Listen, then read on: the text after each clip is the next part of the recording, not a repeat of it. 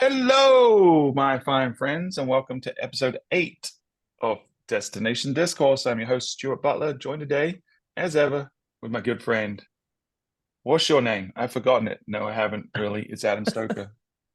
Yep, Adam Stoker. Thank you for remembering Stuart. I got a little nervous there for a second, but glad to be here.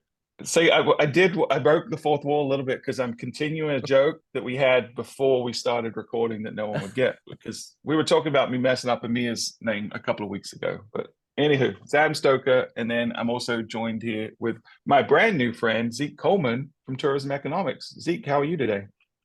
Hey, Stu, really good. Excited to be here.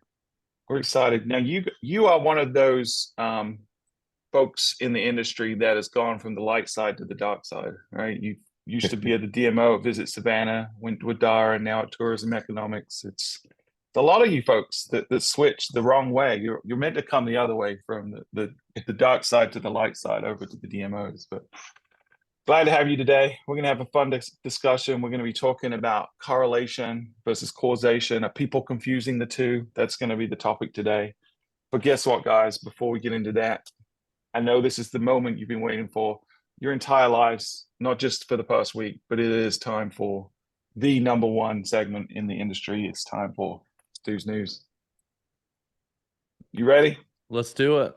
Let's do it. And have you given up on the jingle thing, Adam? I'm just so disappointed that we haven't been able to get enough traction on that because I just want to play it so bad. But I'm going to do a few reposts here and there and see if we can't get a little more momentum behind it. Well, you know what? And now this show is not just on YouTube, it is now also streaming, or not streaming, but it's out on podcast in audio format. And I have all the power on the edit, so I can put a jingle in if I want. I could make fun of you even more than I already do if I want. I mean, there's a lot of options here, so stay tuned. And if you're watching on YouTube, be sure to check it out on audio format too, because there might be a few little surprises and hidden Easter eggs in that version. Well, let's jump into Stu's News, shall we? You guys ready for this?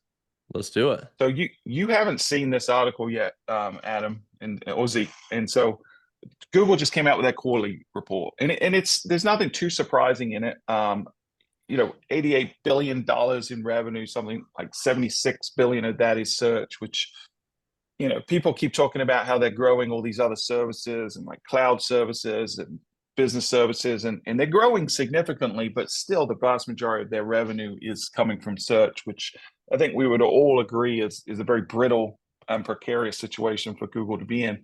But that's not what I wanted to talk about today. Today, I wanted to talk about they've hit a benchmark, which is, I think, seismic and will send shockwaves through every industry. And that is that 25% of all the code that Google is creating now is created by AI. Now, that blew my mind when I saw the stat. Keeping in mind they do still have humans supervising, so it's a human in the loop approach. 25% of the code is written by AI, and then a human comes back and reviews it. But what's your initial reaction to this? I just threw this truth bomb on you guys, but I'll throw it to you first, Adam. What do you think about this milestone that Google's reached? Well, I think it was bound to happen, first of all, just with the amount of scalability that AI gives different teams. And dev was one of the areas that seemed like it could be the most disrupted because of the way dev language is written. It's very repeatable and it's very logical. And I think you can build a lot of logic into these large language models that allows it to do that. My team has been playing around with a couple of different products. One's called Cursor AI, and Cursor AI has allowed us to get really non-developers to get 80% of the way to where they need to get, and then we need a developer to kind of clean it up and get it the final 20%. There's another product out there that I think is even getting farther, and I can't remember off the top of my head what the name of that product is. But I think what it is going to allow Google and other organizations to do is not to decrease dev staff per se, and some of them may, but I think what it's going to allow Google to do now is to become 25% more efficient, get 25% more done than they would have otherwise. And I actually think we're going to see the rate at which Google launches new products and new services to the industry, I think we're going to see that increase in acceleration quite a bit. So I'm excited to see what happens. It doesn't surprise me that it's gotten here. I think in less than 2 years, that number will be over 50%, but it really is an interesting milestone to see them hit already. Yeah. Zeke, what'd you think? I feel surprised. I guess I shouldn't be, but I do feel surprised because when I try to get AI or ChatGPT specifically to create a macro for me for Excel, it does well, but not good enough. And so don't feel that good. I did at PCMA earlier this year, the former chief business officer, I think that's right, for Google said that he actually thinks AI by the end of this year, he said right now its IQ is like 150 if it had an IQ. It's like an Elon Musk, Albert Einstein kind of level. And that was in January. He said by the end of the year, it should be 300. And in 2 years, I think we will reach, I can't remember the term, if it's The singularity. singularity. Yeah, there you Yeah, go. see, like There you go. AGI. Yeah. Yeah, he said you'd Artificial reach general that. intelligence. Yeah. Yep. And he said, even today, he was on Zoom, by the way. He said, you don't even know if I'm real. It's good enough today that you don't know if this is me or my avatar that I've trained to be my presenter on Zoom. And you can do that in 73 different languages. Anyway, he said that he thinks they're a lot further along than what people thought at the time. And so this kind of validates that. Yeah. Yeah. It's interesting. I've been sort of reflecting on the journey we've been in, and it really has, it's been about 2 years since it really hit mainstream, right? Obviously, artificial intelligence has been around a lot longer, but with generative AI to the masses, it's been about 2 years. And there's been some iterative improvements, and on a day-to-day basis, you don't really notice it. But when you think back about how far we have come and how much better GPT 4.0 is than it was when it first came out. I mean, it's night and day, and we're on the cusp of 5, which is, from what everything people are speculating, is going to be a whole nother quantum leap. And the analogy I've heard people use is right now, it's intelligent in certain ways, but it's also dumb in certain ways, right? It sort of acts a bit like an intern. You have to be really specific and be prescriptive, but we're very close to it becoming past PhD level, right? And so, to your point, that IQ is just going to continue to increase. But I think what Google's doing is the right approach, human in the loop, right? Don't let the computer, the machine, take control. 25%. You could look at it another way. Well, 75% is still being written by a human, right? Which is good, and that gap's going to close. To Adam's point, I do think there's something interesting going on. If you look at the workforce, places like Google and Twitter and Meta and all these others were traditionally adding significantly large numbers of new employees every year. Like they were growing 10, 20% in terms of especially developers every year. And that has stalled out, right? So whereas I think you're right that people aren't going to lose their jobs that have their jobs. I think what is beginning to happen is we're seeing that the demand for new jobs isn't there like it was previously. So that's obviously long-term creates a bit of a threat. I think the only place I'll push back there is I agree with you with a lot, but I do think that people will lose their jobs if they refuse to evolve, if they refuse to move along with the rate of technology. And I think those that like the way they've always done it and want to continue to do it the way they've always done it, even if they're a developer, they will lose their job. And I think this is a telltale sign of that, because if 25% of the code is now being written by AI, the humans have to evolve with it. Yeah, and I have a good friend, Tim Peter, who's one of the most tweetable people I've ever met. He has a really good podcast called Speaks Out Loud with Tim Peter, and he just has these little lines that just sum it up. And his related to that is AI won't replace your job, but smart people that use AI will. And so that's the approach that the DMO industry needs to understand, that if we haven't, in the 2 years that it's been out, if we haven't incorporated generative AI into our daily workflow, then we're already behind our competition. Like there's not a team member on the Visit Model Beach staff that doesn't use AI on a daily basis. I use it all the time. I use it for this show. Like I use it to take the transcript of the show. I use it to take the transcript and turn it into the show notes. I use it to take the show notes and turn that into a LinkedIn post, right? those are things that were taking me hours before and now taking me 10 minutes, so The logo for the it's show. the logo for the show was can I go on a little side note here, because this is a Yeah, funny let's do story. it.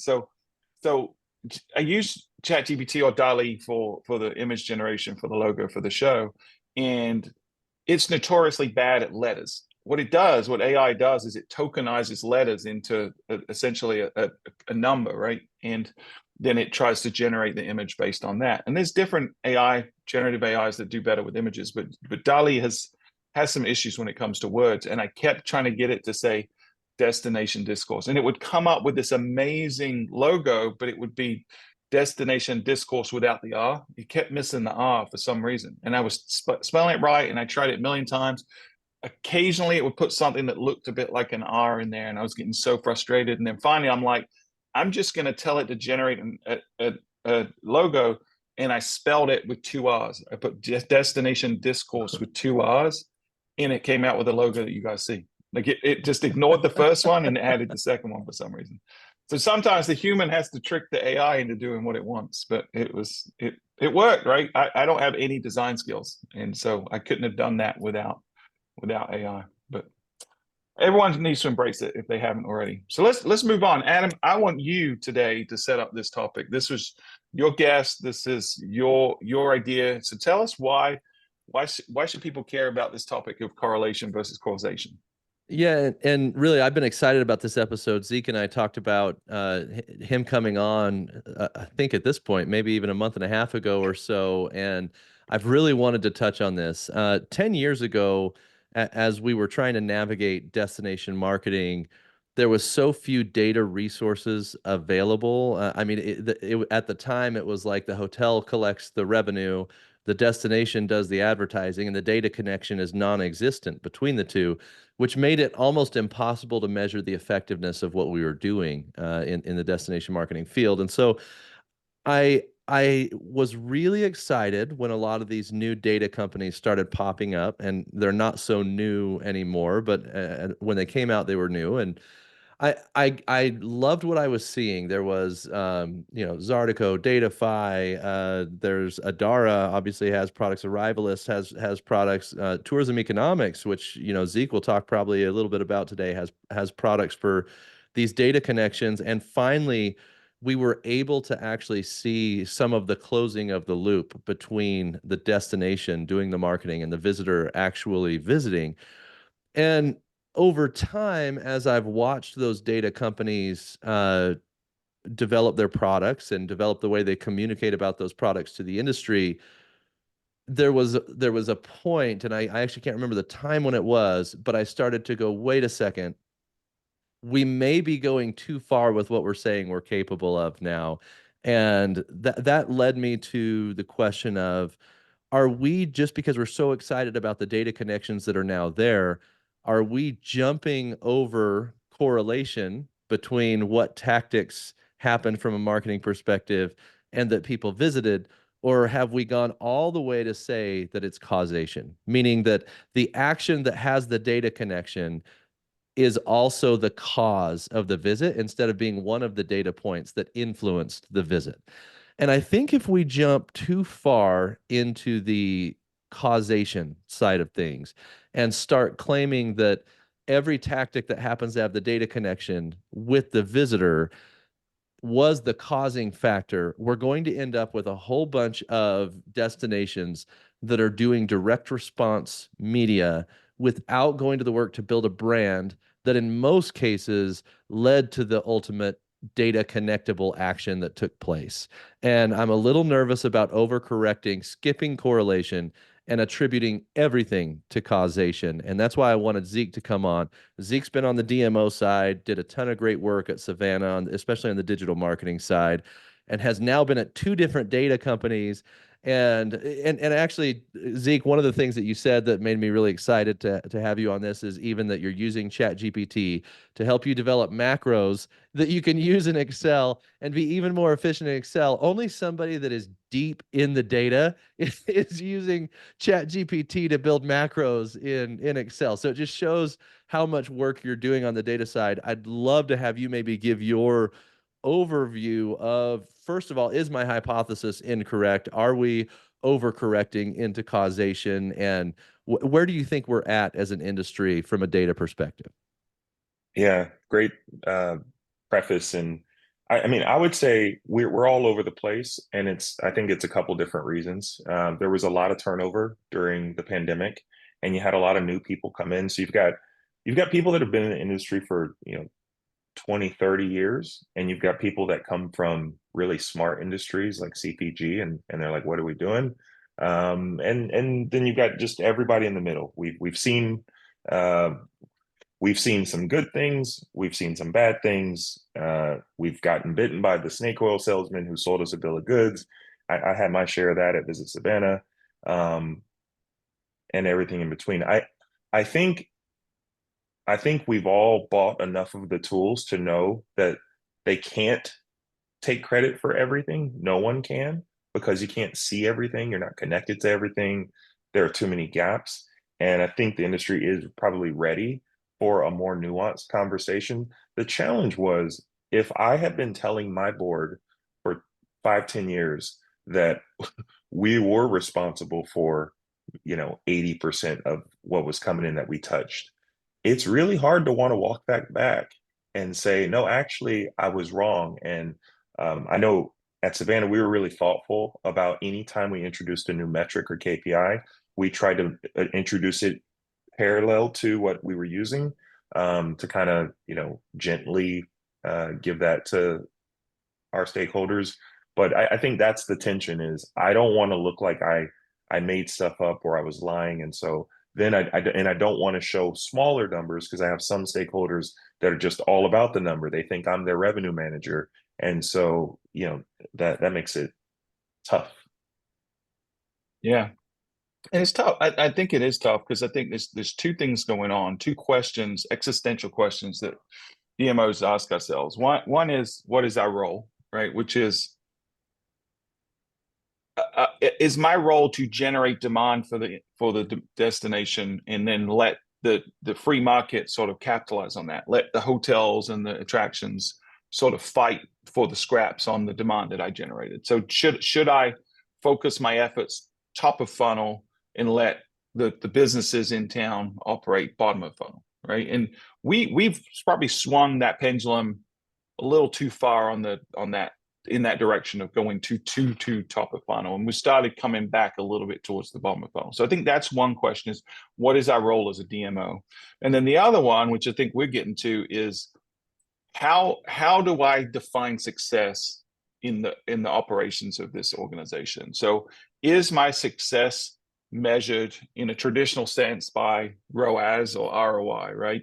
Or is my success measured on my ability to appease and keep my stakeholders happy so that we remain funded, right? And so I think that's the tension that we get into with DMOs. A lot of times we're so focused on looking good to our stakeholders, whether that be our board, whether that be our elected officials, because we want to justify our existence, that we forget to really look at, well, the data and the results should be determining how and where I spend my money, not that I exist, right? And then we get caught in this game of the only thing I have to do is spend my budget every year and make sure these guys are happy. And it almost doesn't matter, as long as tax is getting collected and all this other stuff, it almost doesn't matter if I'm spending it in the right places. And I think that's the risk, right? If we jump all the way to, we're saying it's causation, everything that happens is because of us, and we lose that side of what's happening in the middle, then I don't think we can make intelligent decisions as marketers about where to invest our dollars and how to do it most effectively. Well, and this is where I you, think, oh, go ahead, Zeke. Why don't you respond? I was going to give you guys something that's interesting. So I started at a company. Well, I'll just say I started at, well, I won't say any names. I don't want to get sued. Let's just say an internal like ad tech, ad ops guy said, he said, Zeke, do you want the red pill or the blue pill? And I said, give me the red pill. And he said, DMOs force us to give them these inflated numbers. They know it's not as big as what they force us to give them. We know it's not as big as what they force us to give them. Most of the media companies do retargeting to to then take care or take it credit for things that were already going to happen, and we're forced to do it. And I add to that I know that, okay, we have investors, we have thresholds we got to hit, we got numbers, and so who in the organization, when they're asking me for these numbers, and my investors are asking me for these numbers, and we got to hit this number of new logos, who's going to give the industry the red pill? I don't think there's anyone generally that's in a position to do that, because all of their livelihoods depend on it, right? I have a job in a company, they have a job in a company. Like, who wants to do that? So that also makes it tricky. It is, but it's a house of cards, right? I think we're all buying into this illusion that's being conjured up, and at some point that becomes really fragile and could collapse pretty quickly. It could take just a couple of really high profile DMOs to call BS, or get defunded, and then the whole thing collapses, because we tend to be sheep as an industry, right? If we see something happen, it hits us like a tidal wave. But I don't know, Adam, what do you think about that? Do you think that we're all bought into this this red pill kind of concept? I really do. I think there's going to be some probably disagreement in the industry on where the fault lies for that, because I think that, Zeek, you bring up a really interesting point that, well, the board wants us to demonstrate that we're crushing it. We want to be able to justify our existence by demonstrating that we're crushing it. And that's why when some of these data connections came out, there was so much excitement to run and tell the board about this. But now I think a lot of DMOs may be getting out over their skis, and when the natural or I should say global tourism economy has a pullback of some sort, and the revenge travel phenomenon after COVID is now winding down. What do we do when 2024 doesn't look like 2023? What do we do when 2025 doesn't look like 2024? And yet all our tactics look exactly the same. And we told them that those data connections were driving, or that our actions proven by these data connections were driving the actual travel.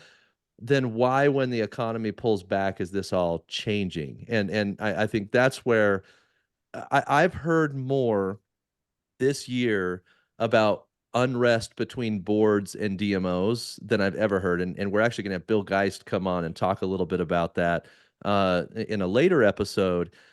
But I think one of the reasons there's so much unrest between boards and DMOs right now, and I think that's going to get worse, is because DMOs have been telling a performance story when in fact it was more the economy, or it was more natural travel habits that were changing, and we were rushing to take credit for it. And now we're holding our hat when the economy changes. And that's the part that makes me really nervous, is what will that, I mean, Zeek, you talked about the turnover that happened in the industry during COVID. Well, if there's such a large amount of unrest between boards and the DMOs, I think we're going to see another massive turnover event and a major philosophy change that needs to take place in the relationship between marketing and the data that we have to report on it. Yeah, totally. And it's not. Go for it. Go ahead, Zeke. No, please. You're our guest. I was just going to say, I mean, I think I will say this. If take Colorado, they were defunded, right? They stopped advertising.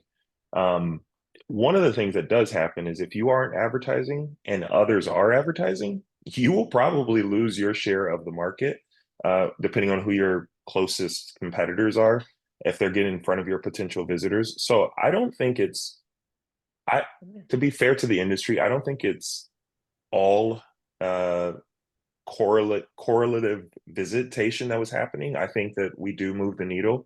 I ran a campaign in August in Savannah when August is historically bad occupancy, at that time was 50 to 60%. I took over Expedia for a week, and it was before August. Expedia showed significant lift, and our August was at like 85% for the first time ever. And I did take credit. I said, guys, there is nothing else that changed in our entire market except we were the only thing on Expedia for a week. I think that kind of stuff happens and is real. So just, I guess I'm wanting to defend some of the industry. Like it does have an impact for sure. No, for sure. I mean, I think if we didn't believe that marketing has an impact, then none of us would be able to wake up and look at ourselves in the mirror every morning, right? It has a non-zero impact, and I think the challenge is there's a truth somewhere between we have no impact and we have all the impact, right?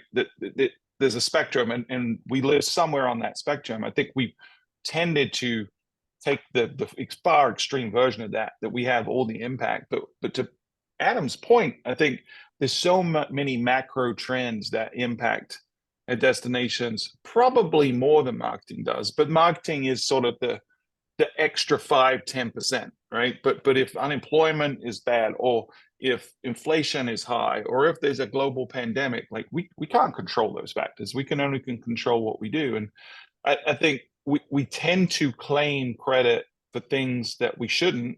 And I think long term, that's going to bite us in the butt. And I'll talk about it from a hotel perspective. That was where I was on the hotel side, on the agency side, before I came over to the light side at a DMO. But we used to work with multiple vendors, and it's easier for hotels because you're handling the transaction. Right? You can see a direct correlation or direct causation from an ad to a booking. But what we started seeing is if we added up the attribution that everyone was claiming, so, okay, pay-per-click's claiming 100% attribution because this click came from here. But then email is claiming 100% attribution. And then, oh, that person that clicked on the email and clicked on the paid ad also came back organically later and looked for reviews and came back to the website. Oh, and then they saw a digital ad because we remarketed to them because they came to the website through Sojourn or someone else. And now they're claiming 100%.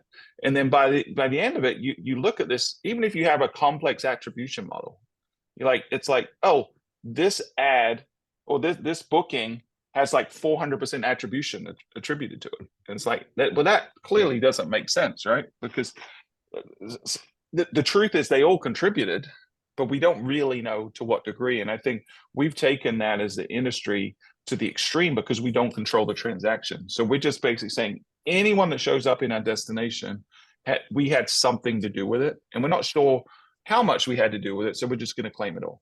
And I just don't think that's sustainable. It's not defensible. And at the end of the day, there is going to be a day of reckoning for every DMO, and it's cyclical, right? You just need one difficult person on the board to start poking and asking the wrong questions, and the house of cards collapses. So I think we just got to have more intellectual honesty with ourselves and our stakeholders to say, here's what we know and what we can measure, and this is positive. Here's other things we're observing, but we're really not sure what that means or what we contributed. But then we tie that into one overall narrative that DMOs are having a positive impact on the community. Now, does that mean that we have a 200-to-1 ROI? Probably not. But the truth is we're having a non-zero impact that is positive on our community. And I think we just got to start being honest with each other and with our stakeholders. Well, Stuart, I think what you're basically saying in discussing how, we can look at correlation and see all these different touch points and claim attribution, and then you end up with that 400% attribution for a single visitation. I think the solution for that is we do all need to come up with what our attribution model is going to be for our destination. And I think that's probably one of the places where there's room for a major emergence from a thought leadership perspective to happen, for somebody to truly design an attribution model for our industry. And for those that are joining us that may not know what an attribution model is, that's essentially taking the different touch points that we're aware of that happened with a potential visitor, or I guess I should say an actual visitor, because we're attributing that visit. What percentage of credit do you give the different touch points that we can measure so that collectively you can understand what actually influenced that transaction? And, there's a couple of different philosophies. One of the, I think, laziest philosophies is called last click, where you give the majority. It's the easiest, right? It's lazy, easiest.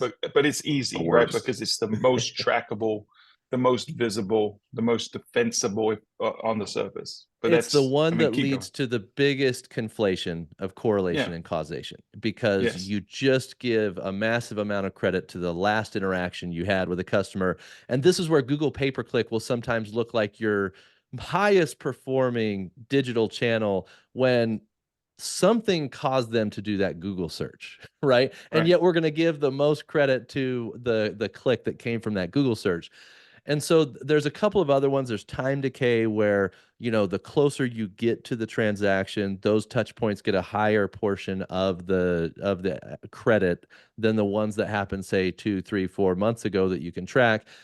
And there's several others, right? Time decay seems to me to be a little bit more accurate. But I feel like there's room in our industry for somebody to develop an attribution model that not only DMOs accept as being kind of the right way to look at it, but also boards are educated and understand how to evaluate the performance based on that attribution model.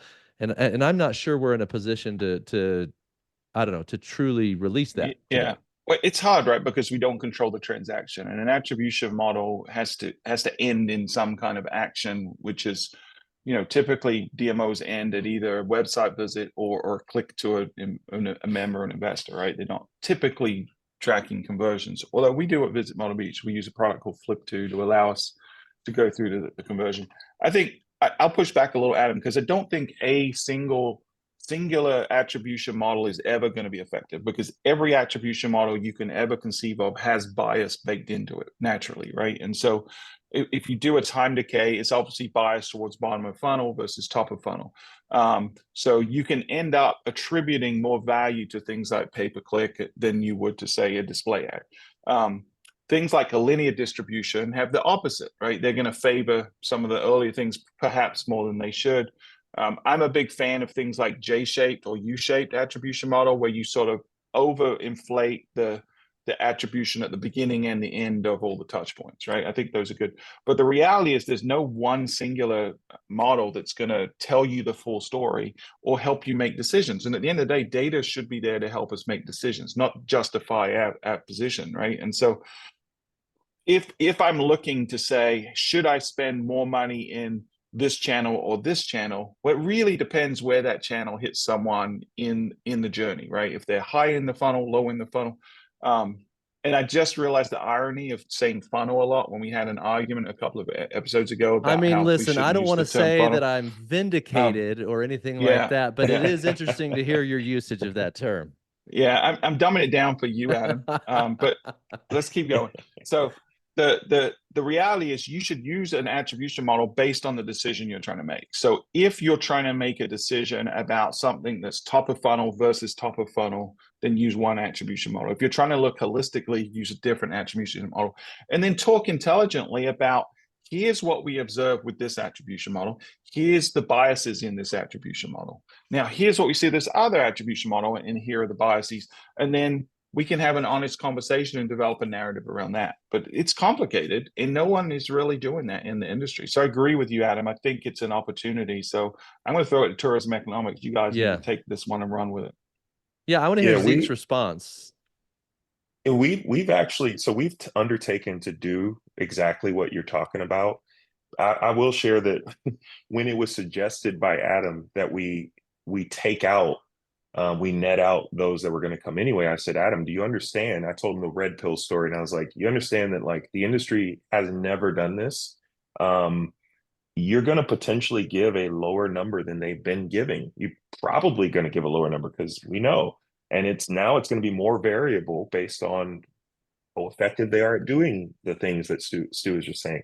So he was defiant and said, I don't care. We're not putting out numbers that aren't, defensible, that aren't real.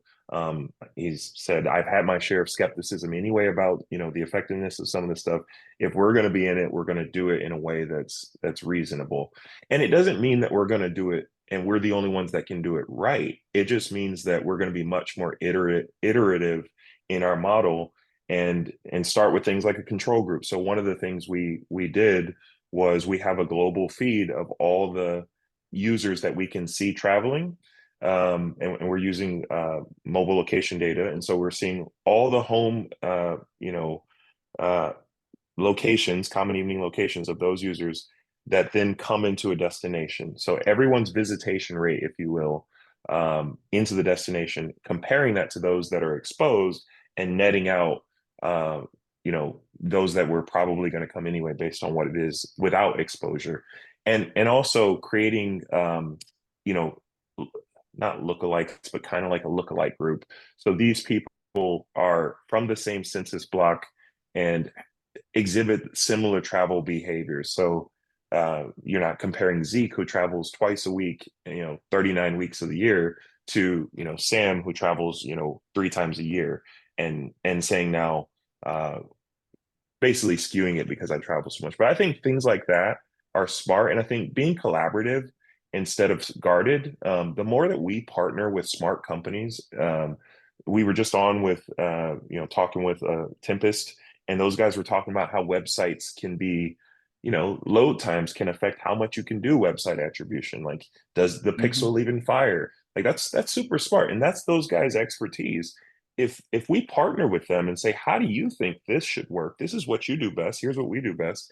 And coming together, we can actually build some pretty cool things, similar to what Amazon and those in CPG do on their side. So I think there's hope. Yeah. That's neat. I'm glad there's hope. Go ahead, Adam. Yeah, I like that, Zeke. A couple things. One, for the audience, when Zeke talks about somebody that's super smart named Adam, he's talking about Adam Sachs, not Adam Stoker. To be honest, Adam, I don't think you had to clarify. I don't think anyone was under any illusion that. Yeah, if somebody's talking about the dummy in the industry with a podcast, that's Adam Stoker. And so for everybody that's listening, right. that's the guy, difference. the guy that wears hats all the time. Yeah. But Stuart, I'm gonna actually combine a little bit of what Zeke said with some pushback to your comment, because when you say that everybody needs to kind of develop their own attribution model, I think what you end up with is the problem we're encountering today, because it's kind of the wild west, and everybody's reporting. I shouldn't say everybody.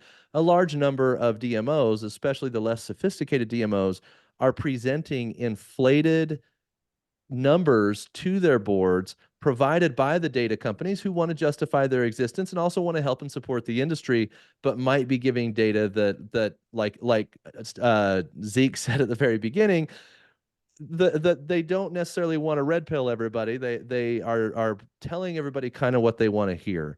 And my problem with that is that we as an industry can't move forward unless we understand, or somebody's providing education about best practices related to attribution. That doesn't mean we're going to solve the attribution problem. It doesn't mean that everyone's going to use the same thing, but I still don't see how, if everybody's developing their own attribution model, how boards are ever going to believe anything a DMO. Yeah, so let me restate it, because I think you misinterpreted what I said. I don't think it's a unique attribution model for each DMO. I think it's each DMO has multiple attribution models. That is the standard that the industry accepts, because there's a lot of power, to your point, in standing behind this being an industry accepted standard, like whether that's like a Longwoods ROI or halo effect, whether that's a tourism economic event calculator, for us to stand up in front of our stakeholders and say, this event netted this community X dollars, and how we came to that number wasn't just pulled out of thin air by us. We used a model that the whole industry uses, that tourism economics developed, right? So I think you have to have that external validity to the data. But my point was not that we each go up and do this on our own, because I think that's chaos, and I think it's hard to maintain and really hard to trust. What I'm saying is, look at the situation that you're trying to make a decision in. Like there might be a decision: do I need more budget, right? Or do we have too much budget, right? That's one decision tree that a certain attribution model can help you answer, or give you insight to perhaps inform you. But if I'm saying, should I shift money from Facebook to TikTok, that would be a completely different attribution model for me to look at, right? So that's or should I shift it from CTV to linear TV, or vice versa, right? Those are different attribution models that I would need to answer the question. And so I think it's, to me, a model is just that. It's a simplification of the real world, right? Any model is just that. We trying to use heuristics in a way to understand something in a more by using a more simple methodology than Got the it. reality is, right? So we're never, ever going to be 100% precise on any kind of measurement. It's impossible, right? Heisenberg's uncertainty principle, if you want to get into physics, will tell you that you can never measure anything to 100% precision. So what we're trying to do is do the best job we can to make an informed decision. And so we trade precision for accuracy. And there's a subtle difference between accuracy and precision that maybe one day I'll spend an hour sort of explaining that. But what we're trying to do is every decision we make, it leads us to a more accurate decision. Right now, we're on the extreme where we really have thrown accuracy out the window in favor of positive results. And what we need to do is start making iterative decisions that say, let's add a new constraint to the model or new factor to the model that moves us a little bit closer to accuracy, probabilistically to accuracy. That's how we need to get there. It's not like we throw it all out and start from scratch. I think we got to move iteratively, because otherwise the risk is everything we've been saying to all our stakeholders for the last 30 years is now not trustworthy, and therefore they were not going to trust us for the next 30 years, right? So we have to be intellectually honest in that regard. Then Zeek, let me ask you a question. I think this is where we might be able to get to a real tangible takeaway for our audience who's listening here. You've been on the vendor side, you've been on the DMO side. I actually, based on what Stuart said, I don't think an industry accepted attribution model makes as much sense now as I thought it did a couple minutes ago when I was talking. But I do feel like the board and stakeholders and DMO all have to be in alignment on how we're measuring success and what are the KPIs, not that make us all look good, but that actually indicate the job that we're doing as a DMO. And so I'm curious to you, what's the process, Zeek, of going to your stakeholders, going to your board, and even deciding on what those KPIs should be and getting everyone on the same page so that I'm not up as a DMO professional presenting the success or failure of my efforts, and the person on the other side doesn't even believe that those are the right KPIs with which to decide. Yep. I mean, I think the easy button is you bring in experts like you guys or us or whoever. You bring in someone else to say the same thing that you've probably been saying anyway. That's kind of the formula that people find is you bring in someone, they explain it to them, and then they believe it. I'll go back to what you guys were just kind of talking about for a second. I think you have a standard approach where if you don't change anything, this is the accepted basis for how we're going to do this. So there's how do we determine a visitor? Who do we remove from that group? Whatever all those parameters are, we have that. And then each destination based on geography, based on makeup, based on visitation, if you're a city within a city, in the Dallas Metroplex, DFW Metroplex, there's Frisco and Plano and Denton and Dallas and Fort Worth. And if you're one of those that's really close to all the others, you have to measure that way different than, say, a mountain town. And that's different than a beach town. And so for that reason, your exclusion radius may be different, or dwell time, how long someone stays before they're a visitor may be different. How far are they traveling? All those things. I think what you do is you have someone come in and explain the nuance of all that to your board and educate them. And that's a great defense against disinformation, against skepticism, against, bad presuppositions about how this all works, because now the board can defend itself against those bad ideas and you guys can move together, in tandem, in a more informed way. I think that's really how you do. That's the best way. That's how we do it. We come in, we educate, here's how this works, here's what you can do with it. And here's how we handle it apart from you. And then based on what we've heard from the destination, here's what we think based on what we've heard of it from them, we would recommend for you, and together as a partnership, less of a light side and dark side, but more like, hey, we got to work on this together. We can actually do some really cool work and have something that we all feel good about. And that when another economist or another person tries to poke holes through it, they see this checks out. The R squared is great. Everything looks good. we don't have any problems with this analysis. So what I heard there was this is like the rise of Skywalker when Rey and Kylo Ren joined forces at the end to destroy the reincarnation of the Emperor. So That's it. that's a I great was going to say the takeaway. same thing. I was going to say the same thing. Yeah, I thought so. I think it's great. And to Adam, to your point, I think knowing the KPIs that matter to your community, that's going to be different for every community, right? I mean, obviously, there's sort of standards like tax collections, but what else matters, right? If you're having a conversation around budget, you know, in justifying your budget, then showing your performance may not be the right KPIs. Maybe showing, you know, to Zeke's earlier point, if we don't market as well as someone else or as much as someone else, we know that they're going to steal market share from us, right? We saw that during the pandemic when destinations like Myrtle Beach and Virginia Beach continued to market and others didn't. We stole a ton of market share, right? And we had the best year we'd ever had in 2021.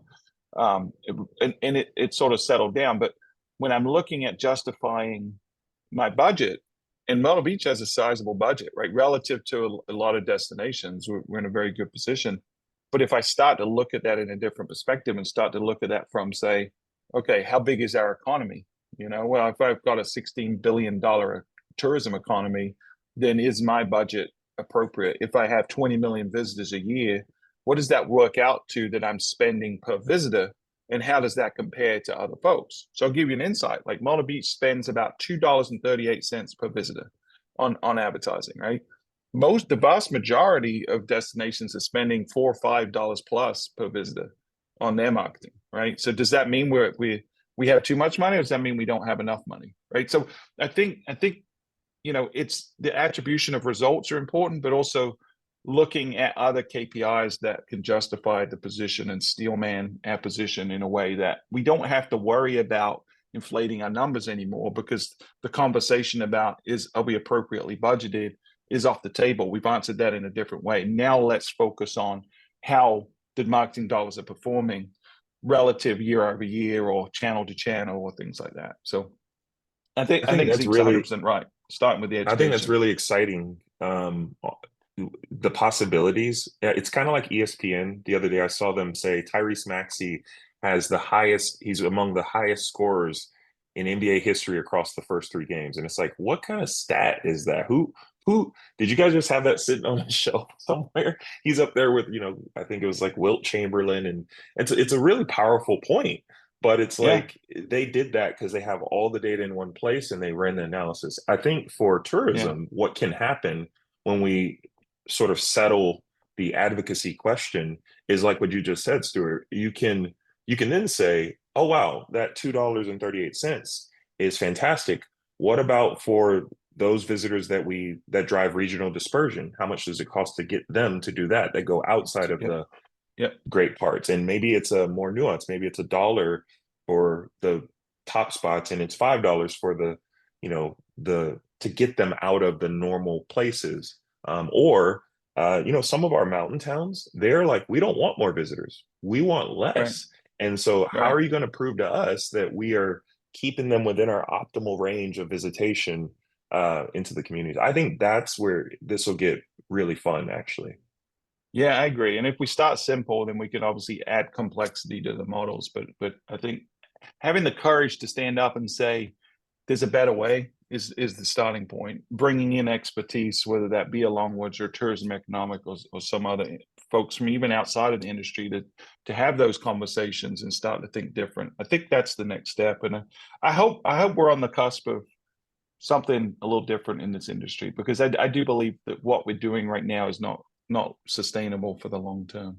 But I do want this has been amazing, man. We're running out of time, so I'll give you one more thought, Adam. Yeah, and then we'll last give thing, Zeke the and final then word. I'll shut up. I'll be quiet after that. But basically, I just want this to be a word of caution to all of the people in the industry that are currently reporting on performance using just the numbers that look the very best for them, because you are building a house of cards, and sooner or later that pendulum's going to have to swing to be more realistic.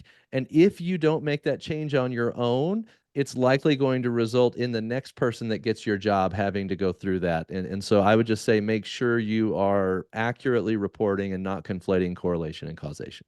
Yeah, it's definitely better to raise your hand and say, "Hey, we're beginning to think about this a little differently than we did in the past." And you don't have to, you know, show the everything you're thinking about, but just say, "Hey, we're beginning to change the way we're thinking about this, and here's maybe why, and here's where we're going." And if you start that conversation proactively, it's a lot easier than if you get that one difficult board member that comes in and starts poking holes, and you can't justify it. You know, it doesn't hold up to scrutiny once the veil is lifted and there's just a man there, not a magician. You know, it's hard to defend that position. So, Zeke, I'm going to give you the final word. If you had any advice to give to the industry, what would it be related to this specifically? But I guess you could go completely in a different direction if you wanted to.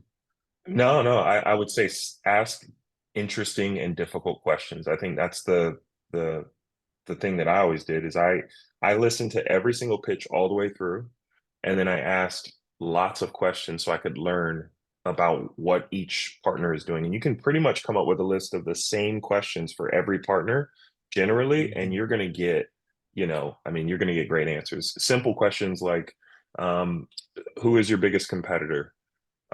Why do you lose to them? Why do people choose them? Yep. Why do they choose you? Yep. Those sort of questions are fantastic to ask people. And then the other thing, to Adam's point, his warning and sort of Stuart's way of going about that, I would say we have access to new data now. It's not necessarily that we were wrong. We just have more visibility into how things can be better.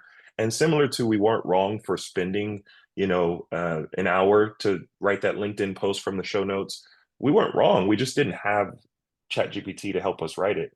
Same thing with measurement. We didn't have certain measures. There was no phone 20 years ago to use that data. So we're evolving, and I invite you in the process of evolution and improving our metrics and our data and our story. I think that's a good way to do that. Awesome. What a great final thought. And that is fair comment. We do think of this as a love letter to the industry, and we do tend to be critical at times. But I think you're right? We're in a position for a bunch of reasons that sort of predate all of us in this industry. And so hopefully people take this the way it's meant, right? We're not being critical for the sake of being critical. We're trying to encourage folks to be better tomorrow than they were today. So I think that's a very fair point that things are different today. We do have the access to data and technology that we didn't have even 12 months ago. So thank you for listening, everyone, or watching, whether you're on YouTube or whether you're on listening on a podcast now. Please be sure to subscribe, leave a review. That would be great. Adam, if they want to find you, connect with you, what's the best way to do that? Adam at relicagency.com or Adam Stoker on LinkedIn. Great. And Zeke, where can they find you? Zeek Coleman on LinkedIn and Zeek Coleman at oxfordeconomics.com if you want to email me. Great. Thank you all. Thank you for being with us, Zeke, today. You can find me at Stuart Butler on LinkedIn. And until next time, this has been Destination Discourse.